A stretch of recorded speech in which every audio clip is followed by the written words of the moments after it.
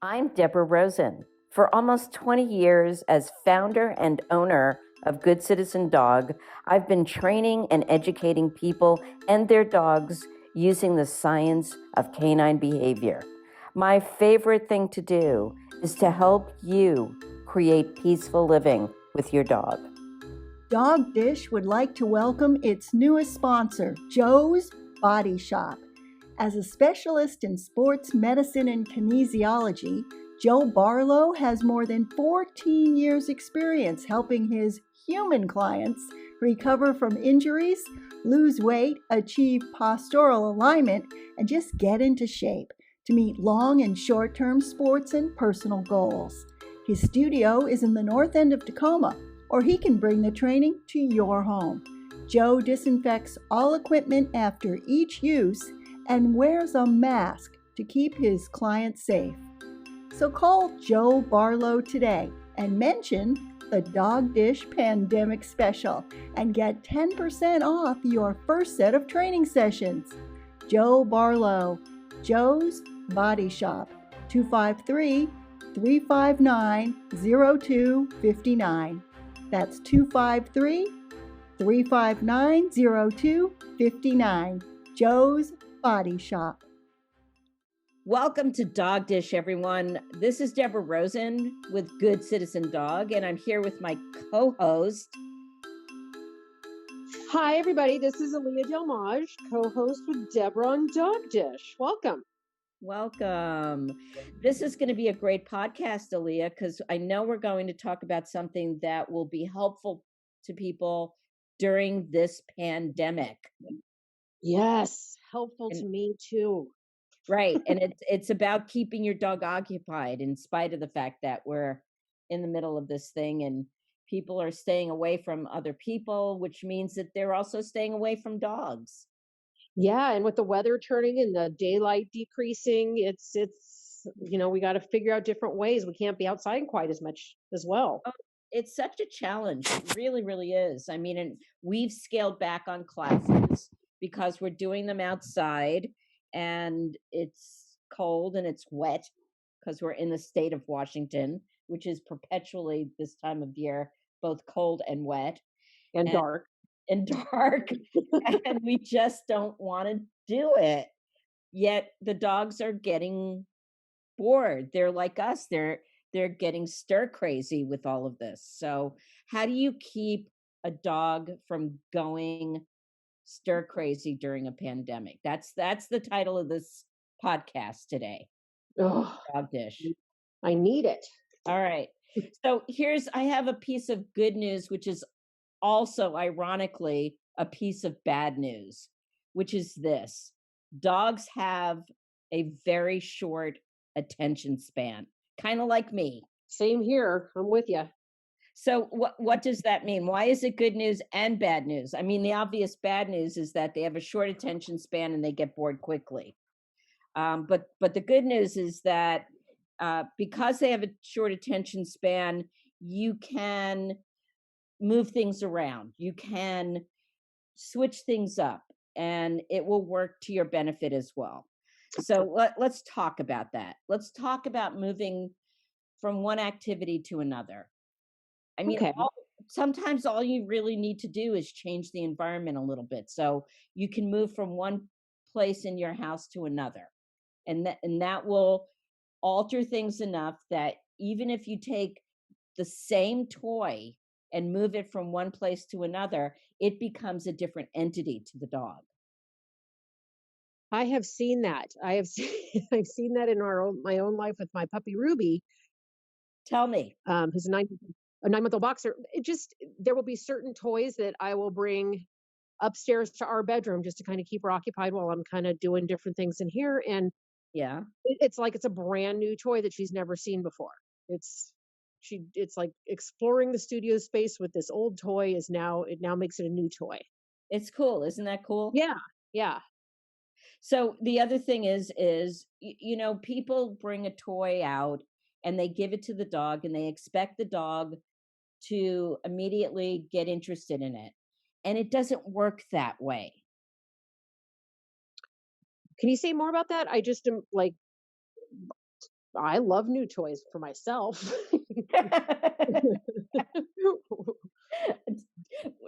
I think that's a subject for another podcast, but Different podcast, I'm yeah, sure. right. Yeah.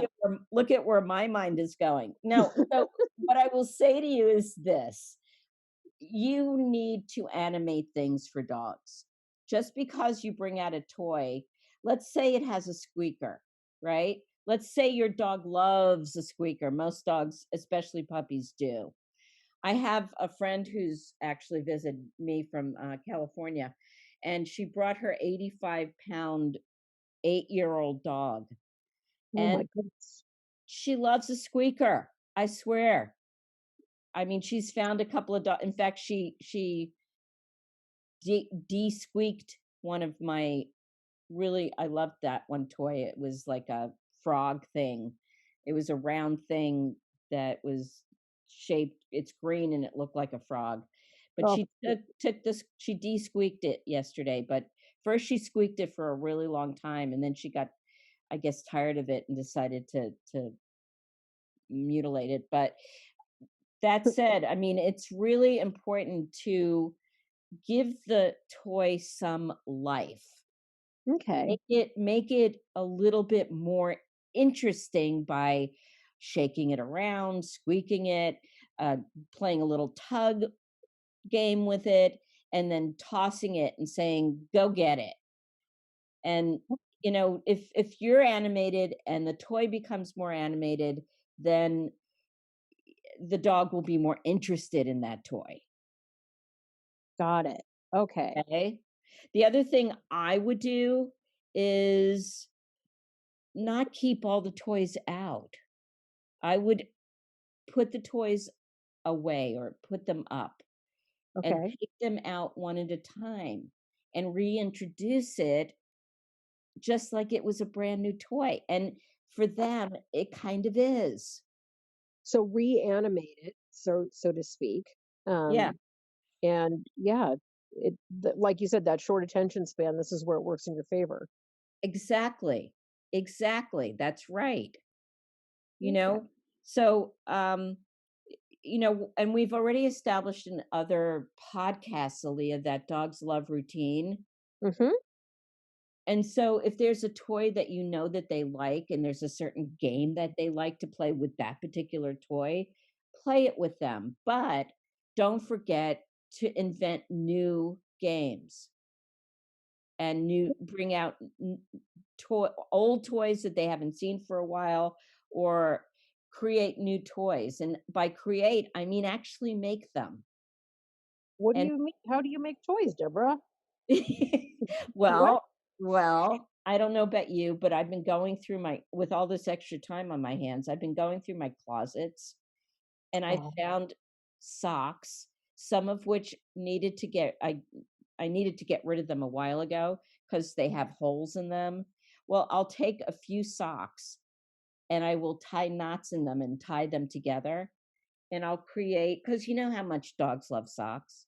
yes, I I mean, they do. love socks that you don't want them to love, but what I'm suggesting is you take some old socks that smell like you, so immediately they will love them, and you tie them together and make like a tug toy out of it.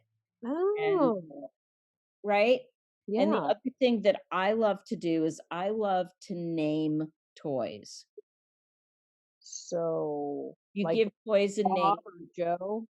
Or whatever, whatever. I okay, mean, yeah, like Frog, like okay. that toy that she demolished. I used to call that Frog. So you call it something, and then you take a scent out of your, either out of your pantry if you have cooking,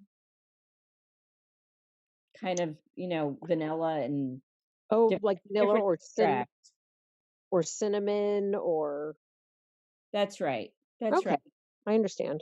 Or you can take an essential oil if you have orange or whatever, eucalyptus, something like that. And it doesn't take a lot because dogs' sense of smell is much more powerful than ours. So you take a little scent, put it on a particular toy, name that toy, and then you start calling it by its name, you toss it and you say, "Go get frog," which has now got an orange scent on it, Hmm. and they make that connection, they make that association. It's a little bit of classical conditioning. So you're gonna toss the frog that smells like orange and say, "Go get frog." And they're gonna go get frog. And after a while, they're gonna not only know the toy by the name, they're gonna know it from its scent. You can start hiding it, Oh, that's genius. right? So you're now starting to hide and tell them to go find frog. Oh, Go find frog. Where's frog? And you're gonna start hiding it in plain sight. But then after it gets better and better about finding it, you're gonna put it around the door so that it's on the other side of the door. Once they get that good at it that they really can smell it and know where it is, you can hide it under a cushion wow. or put it somewhere out of sight, and this becomes a hide and seek type of game. They're So with this, developing their vocabulary, they're actually developing their sense of smell, and you're getting a dog that's problem solving. and that's gonna, from what I understand, that'll tire them out as well. So this is a lot of activity for their brains that will not substitute for physical activity, but is definitely for their little brains activity as well. Correct. Correct. I mean, dogs had to figure things out in the past when they had jobs to do. They had to problem solve. Where is that one sheep? I'm missing that sheep. I've got to go find that sheep. And they would know every sheep by sight, but also by smell. And they had important jobs to do that they no longer do have. And so they're bored, especially the super, super smart ones. So I we mean, need to give them jobs. we need to give them jobs. I mean, let's face it, there are some that are just happy being couch potatoes. But Mm. there are a lot of dogs out there, the retrievers, the working dogs, the herding dogs. They had jobs to do and they no longer do. So we need to make sure that we somehow simulate work for them Okay. so that they can be happy and, yes, tired from using their brains. Well, I gotta tell you, that's when I love my dog most is when she's sleeping. Oh, come on, Aaliyah. Don't tell her. You love that little I sniffer snorter. I know. I do. Yep. So this is great advice, Deborah. This gives me a lot of little tasks that I can do with Ruby, and I'm sure our listeners are going to appreciate it as well. It's awesome. Yeah. Thank you. Yeah, you're welcome. So let's review really really quick. Know that your dog's got a short attention span. So let's make sure that we put the toys away, bring them out one at a time because they're going to lose interest in them if we don't. Okay. Let's make sure that we move from one activity to another activity if it's not holding their attention. And let's put the toys away and bring them out one at a time to make sure that they're exciting. And animate those toys, give them some life, give them some spark, and keep them lively and keep them entertaining.